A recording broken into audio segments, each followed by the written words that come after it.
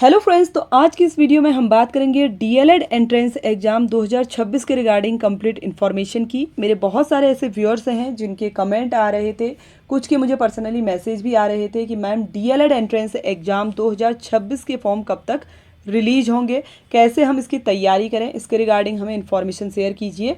तो आज की ये वीडियो डीएलएड एंट्रेंस एग्जाम 2026 के रिगार्डिंग है। सबसे पहले हम जान लेते हैं डीएलएड क्या है। तो डीएलएड का फुल फॉर्म होता है डिप्लोमा इन एलिमेंट्री एजुकेशन। ये 2 साल का डिप्लोमा कोर्स होता है जिसे कंप्लीट करने के बाद आप प्राइमरी स्कूल के शिक्षक बनते हैं, यानी कि प्राथमिक विद्यालय में आप पढ़ा सकते हैं। पहले हम बात करते हैं डीएलएड का कोर्स कौन कौन से कैंडिडेट कर सकते हैं। देखिए फ्रेंड्स, अगर आप ग्रेजुएट हैं, यानी कि अगर आपका ग्रेजुएशन कंप्लीट हो चुका है तो आप डीएलएड का कोर्स कर सकते हैं। और सबसे बेहतरीन बात मैं आपको बताऊं तो डीएलएड का एग्ज़ाम देने के लिए कोई भी परसेंटेज का क्राइटेरिया नहीं मांगा जाता है। सिर्फ आपको ग्रेजुएट होना कंपलसरी है विज्ञान या फिर विज्ञानेतर विषयों के साथ। देखिए, विज्ञान यानी कि साइंस ग्रुप के कैंडिडेट, विज्ञानेतर का मतलब है आर्ट्स कॉमर्स ग्रुप के कैंडिडेट्स। अब बात करें हम सीट्स की, तो देखिए डीएलएड 2 साल का जो प्रशिक्षण कोर्स है, इसमें डिस्ट्रिक्ट वाइज प्रत्येक डिस्ट्रिक्ट में जो सीटें होती हैं वो डिस्ट्रीब्यूट रहती हैं।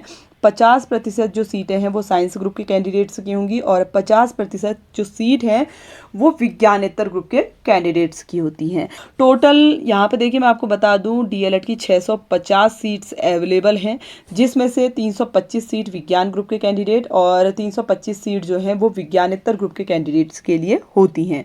प्रत्येक जनपद में जो 25 सीटें हैं वो साइंस ग्रुप के कैंडिडेट्स की होंगी और 25 सीट होंगी आर्ट्स कॉमर्स ग्रुप के कैंडिडेट्स की। टोटल 50 सीट एक डिस्ट्रिक्ट के अंतर्गत होती है। सेकंड, हम बात करते हैं डीएलएड का कोर्स करने के लिए क्या एज लिमिट होना चाहिए।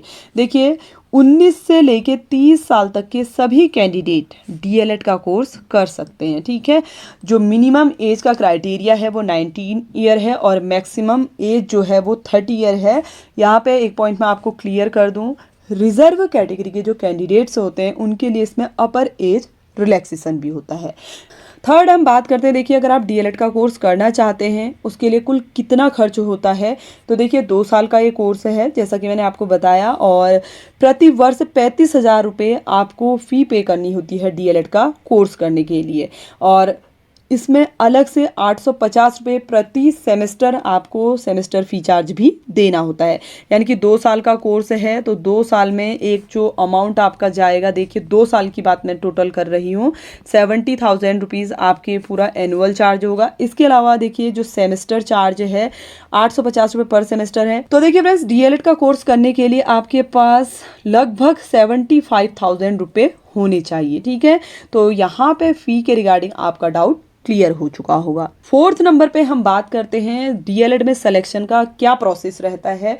तो देखिए फ्रेंड्स, आप सभी को मैं बता दूं डीएलएड में सबसे पहले होगा आपका एंट्रेंस एग्ज़ाम, यानी कि आपको फॉर्म फिलअप करना होगा, एंट्रेंस एग्ज़ाम देना होगा।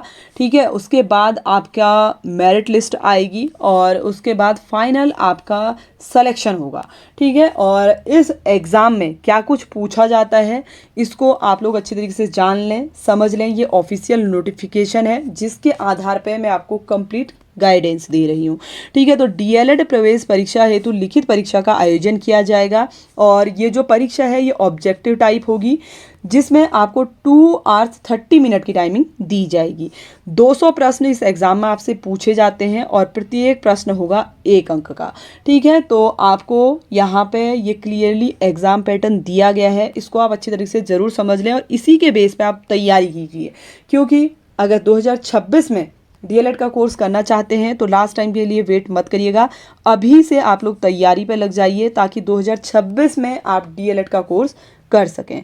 इसके अलावा देखिए फ्रेंड्स, अब इसमें कौन कौन से सब्जेक्ट से जुड़े हुए क्वेश्चन पूछे जाएंगे।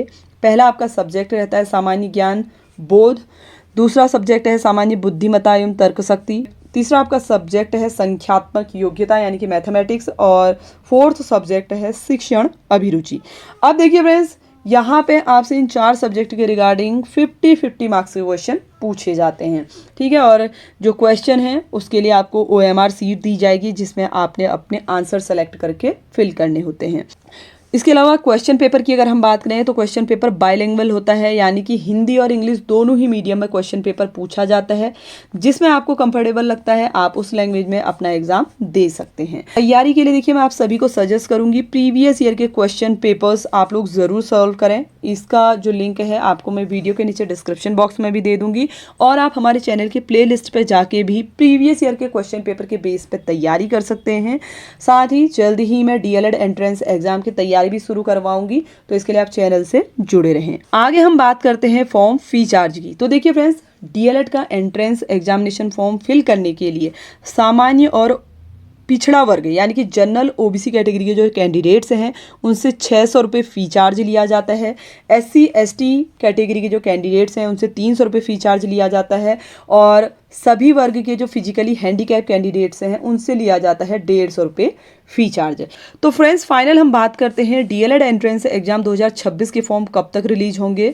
तो देखिए लास्ट ईयर की अगर हम बात करें तो जुलाई अगस्त में इसके फॉर्म रिलीज हुए थे।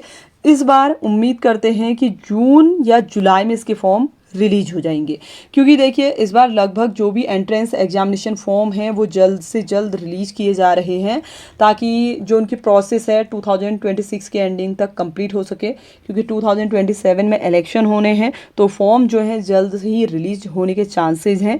तो आप लोगों के साथ इसका अपडेट मैं जल्द ही शेयर करूंगी जैसे ही इसका ऑफिशियल नोटिफिकेशन आउट होगा। तो फ्रेंड्स फॉर्म निकलने का इंतज़ार मत कीजिए, क्योंकि बहुत कम समय मिलता है तैयारी के लिए। अभी से आप लोग तैयारी पे लग जाइए, और अगर आप डेली क्लासेस चाहते हैं डीएलएड एंट्रेंस एग्जाम की तैयारी के लिए तो उसके लिए आप कमेंट के थ्रू अपनी राय ज़रूर दें। Thanks for watching.